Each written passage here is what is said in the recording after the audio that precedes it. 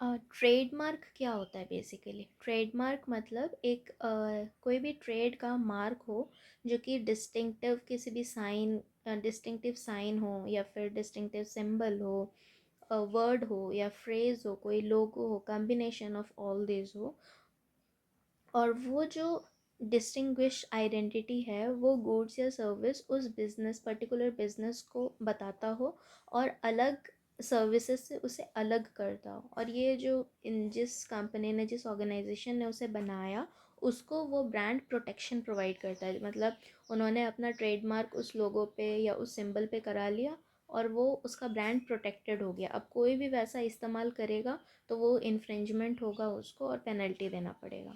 ठीक है।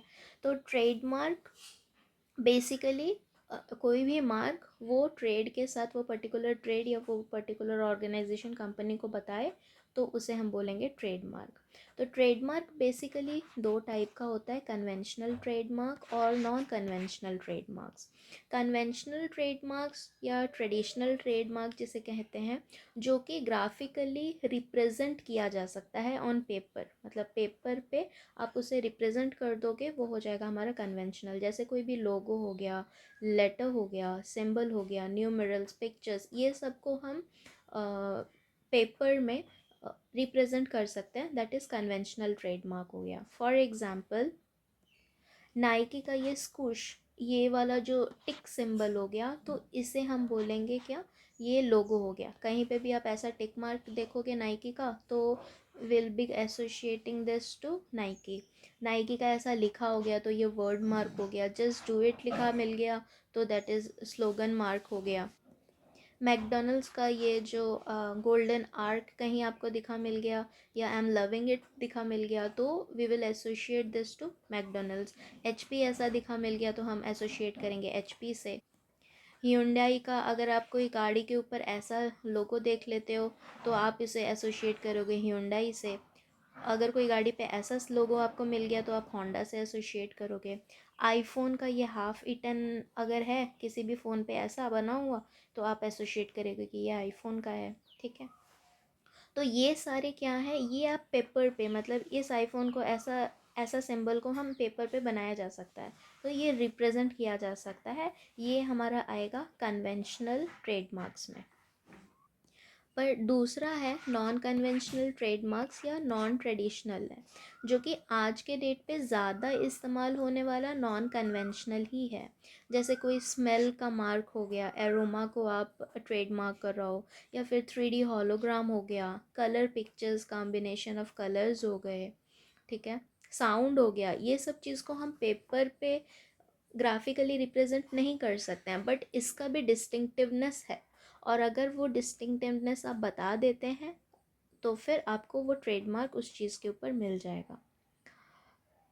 उसके बाद आता है ज्यूरिडिक्शन। तो 2003 से पहले हाई कोर्ट के पास ही ज्यूरिडिक्शन था आईपीआर को लेकर। ठीक है। इंटेलेक्चुअल प्रॉपर्टी राइट्स को लेकर। इंटेलेक्चुअल प्रॉपर्टी राइट्स में one of the type is trademark, फिर कॉपीराइट, ऐसे बहुत सारे टाइप हैं। ठीक है। तो वन ऑफ द टाइप है आईपीआर का इस ट्रेडमार्क। तो इंटेलेक्चुअल प्रॉपर्टी राइट के लिए ज्यूरिडिक्शन 2003 से पहले था हमारा हाई कोर्ट के पास। उसके बाद आईपैब आया। ठीक है। That is intellectual property appellate board.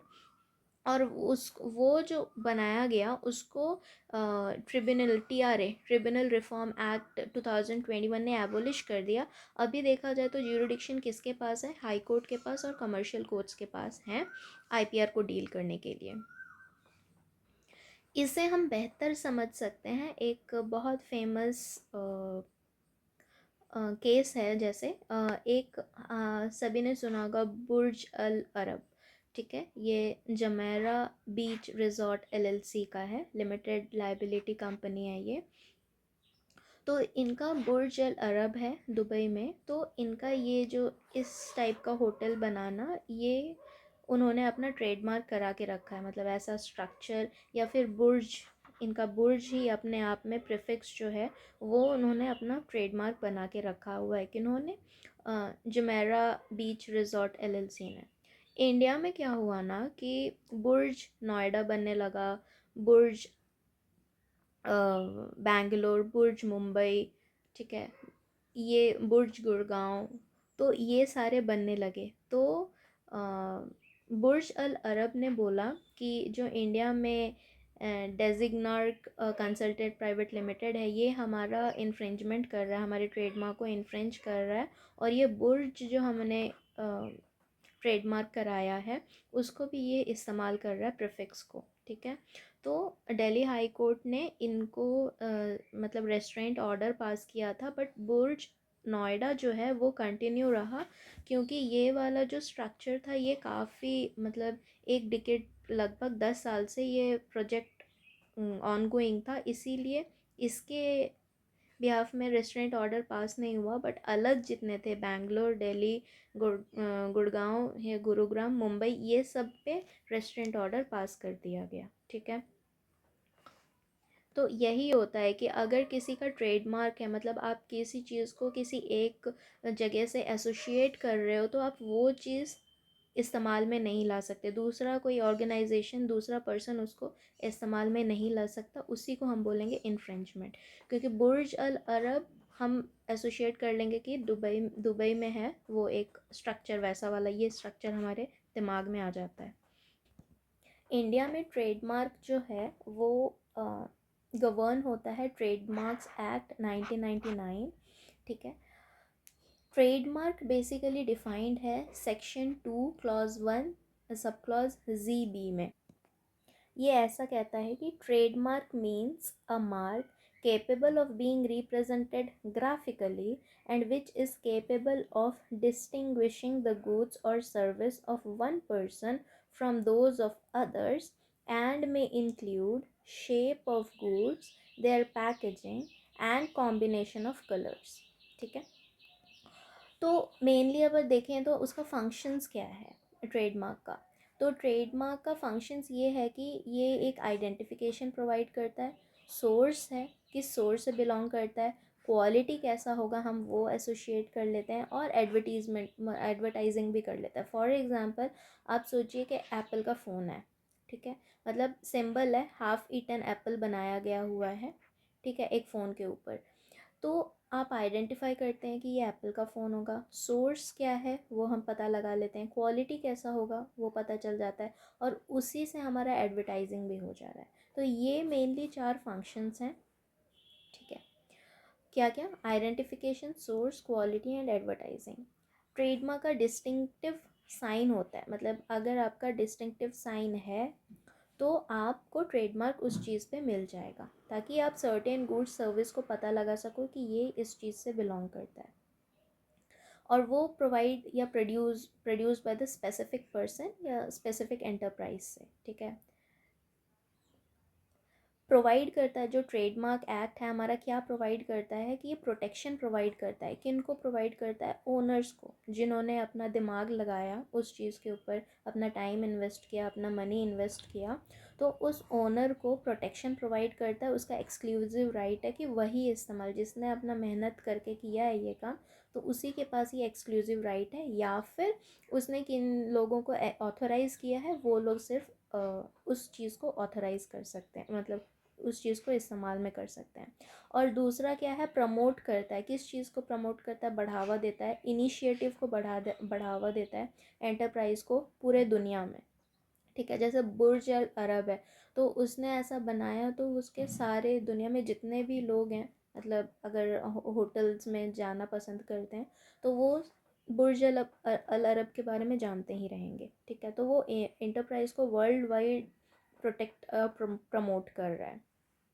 और दूसरा क्या है? रिवॉर्ड करता है ओनर को, कैसे? फाइनेंशियल प्रॉफिट, रिकग्निशन देता है और फाइनेंशियल प्रॉफिट करता है। तो फाइनेंशियल प्रॉफिट, अगर आपको बुर्ज अल अरब जाना है तो मतलब आप उस होटल में जाओ, एक्सपीरियंस करो, तो उसको प्रॉफिट भी होगा। ठीक है, ऐसा स्ट्रक्चर बनाने के लिए, इतना लेविश 7 स्टार होटल बनाने के लिए, तो वो चीज़ उसको प्रोवाइड करा, और रिकग्निशन है, वर्ल्ड वाइड उसका रिकग्निशन उसे मिला हुआ है। अब देखते हैं कि एसेंशियल क्या है ट्रेडमार्क्स का। तो ट्रेडमार्क्स का एसेंशियल ये है कि भाई वो एक मार्क होना चाहिए। ठीक है, मार्क मतलब क्या? 2(1)M section 2 clause 1 sub clause M में बताया गया है कि मार्क क्या होगा। ये कहता है कि मार्क इंक्लूड्स, मतलब इंक्लूड कहीं भी कोई भी डेफिनेशन में इंक्लूड लगा होगा तो वो इंक्लूसिव डेफिनेशन है। तो कहता है कि marks include a device, brand, heading, label, ticket, name, signature, word, letter, numerals, shape of goods, packaging or combination of colors or any combination thereof। तो ये सारे के अगर कॉम्बिनेशंस भी हुए या अकेले भी कोई भी चीज़ हुआ तो उसे हम बोलेंगे मार्क। तो ट्रेडमार्क में पहला क्या चीज़ है, एम डिनोट्स मार्क। तो कोई भी आपको कोई भी ट्रेड को ग्राफिकली रिप्रेजेंट करना है तो उसमें मार्क आना चाहिए, ठीक है। और दूसरा आपको ग्राफिकली उसे रिप्रेजेंट करना चाहिए, मतलब पेपर फॉर्म में या फिर डिजिटलाइज्ड फॉर्म हो, उसको आप ग्राफिकली रिप्रेजेंट कर सको, ठीक है। और दूसरा डिस्टिंक्टिवनेस रहना चाहिए, मतलब एक जो चीज़ है जैसे मैकडोनल्ड का ये जो है, ये दूसरे वाले से स्टारबक का जैसा सिंबल बनाया गया तो उससे डिफ़र करना चाहिए, मैच करना नहीं चाहिए, ठीक है, अलग अलग होना चाहिए। तो ये तीन हमारे एसेंशियल्स हैं ट्रेडमार्क के, दैट इज़ मार्क होना चाहिए, ग्राफिकली हमें रिप्रेजेंट उसे करना चाहिए और डिस्टिंक्टिवनेस होना चाहिए।